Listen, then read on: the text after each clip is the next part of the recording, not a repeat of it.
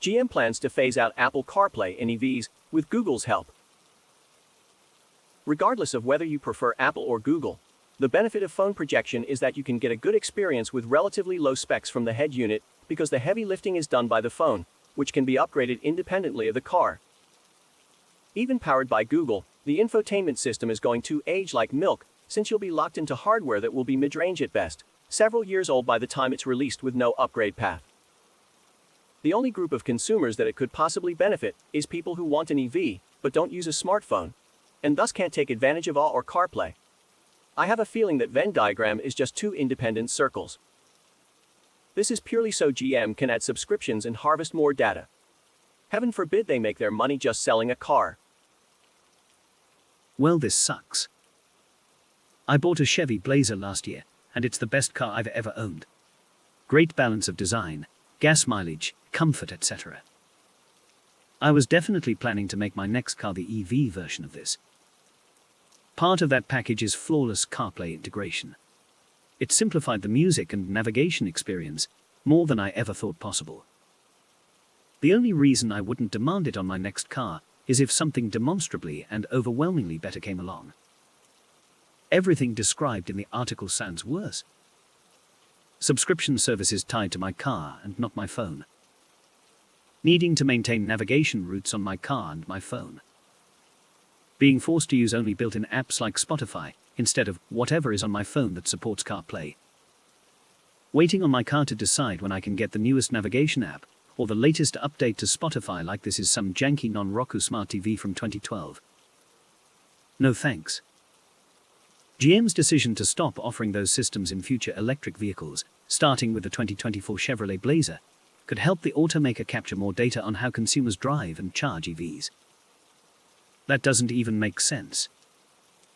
None of those things would require an absence of CarPlay, nor would they require the presence of some omnipresent Google GM replacement. Those metrics are all collected by the systems using them, with the infotainment simply being one possible UI for display of those metrics. Sucks. Just when I found a car brand and manufacturer that seemed to be doing things well, and I was excited for the EV version of it, they pull this. Why can't I have nice things? If something demonstrably and overwhelmingly better came along. I'm pretty sure that is what GM's play is here. There's a lot of confusion. They are moving to Google Automotive Services, complete with Android and the Play Store where you pick what is on your car. Apple Music is one of those apps. Subscription services tied to my car and not my phone.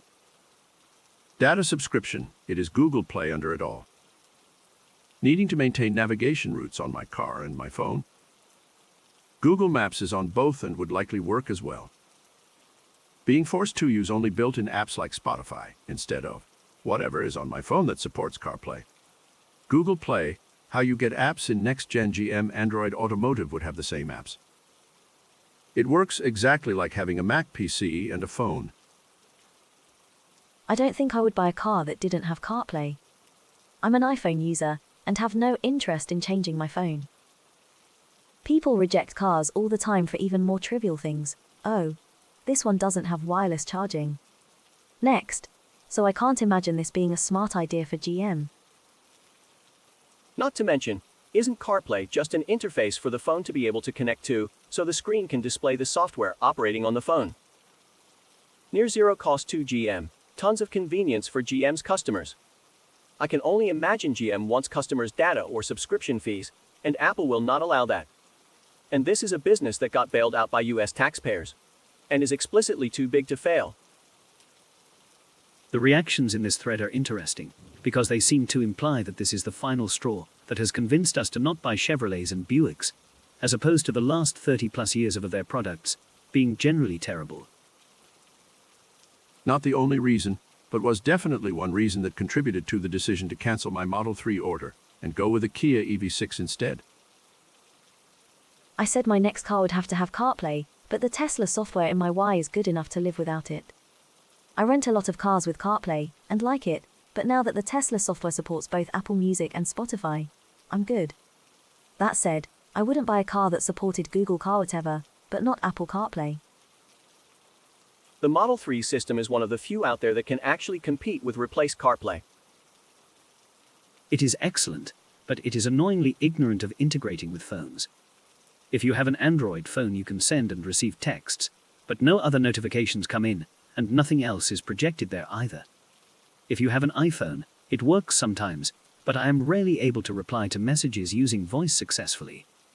I wish it better extended into my phone, but it's largely because of Apple's rules, which I guess aren't Tesla's fault, but are a side effect of not using CarPlay. Back in 2017, I did NT by a Toyota for the first time because they didn't offer CarPlay. I refused to be stuck with a subpar experience for the 10 years I normally keep a vehicle. Absolutely ridiculous to not support both CarPlay and Android Auto. That's where I'm at. Our 2016 Toyota has their horrible in-tune system, and however much I like everything else about it, that thing irritates me every time I look at it. Not only that, but wireless CarPlay. I recently picked up a 23 RAV4 and I didn't think it would matter, but the difference is noticeable. At least in this model, it's connected before I'm even out of my garage. I don't understand why this can't be an auto update. Maybe with slightly less functionality, but why can't it just Bluetooth CarPlay? I largely ignored CarPlay since it came out since my car didn't support it, and I didn't feel like I was missing much versus my mounted phone. But recently I borrowed a car for a few days that had CarPlay, and I really enjoyed it. So much better than anything from any car manufacturer, and the integration was flawless. In fact, my biggest issue was figuring out how to get back into the CarPlay UI from the car default UI. When I started the car, I'm sure there was an easy way, and I took a convoluted way. For a long time I said, just give me keyless entry start, Bluetooth, and a backup camera and I'll be happy. But now I really want CarPlay as well. The car I was driving was much nicer than mine in a number of ways.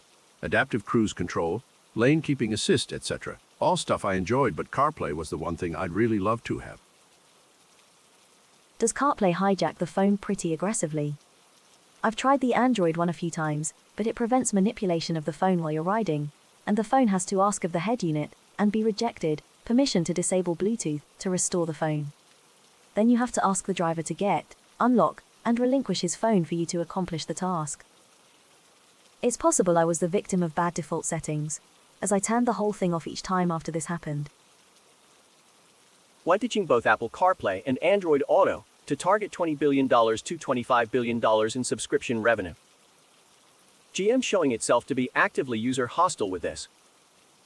Owners will be paying an extra subscription cost for these apps to be in their car which are already on their phone. Google Maps subscription free in these GM EVs only for the first 8 years. Then you pay a subscription with recurring billing. These vehicles are no longer a consideration with this user hostile orientation. I hope this sends GM to bankruptcy round 2 and deters other car manufacturers from this nonsense. GM's move to restrict access to CarPlay and Android Auto will help the automaker capture more data on its customers' driving, listening, and charging habits. It could also help inform future subscription products, as automakers across the board are seeking to generate more revenue beyond just selling cars. Yeah, no thanks. I have a 2023 Chevy Bolt EUV that I absolutely love, but I will not be buying another GM vehicle if this is what they're going to be doing. Your 2023 Chevy Bolt EUV is already streaming all of your driving parameters to GM via OnStar. The help they are referring to is offloading the transmission of these parameters to your wireless device versus their built-in wireless device. Your 2023 Chevy Bolt EV is already streaming all of your driving parameters to GM via OnStar. Is it? I've already turned off the Chevrolet Smart Driver or whatever it's called. I know about that one sending data back to GM. And I cancelled OnStar as soon as I purchased the vehicle, but I wouldn't be surprised to learn if it's still siphoning data anyway.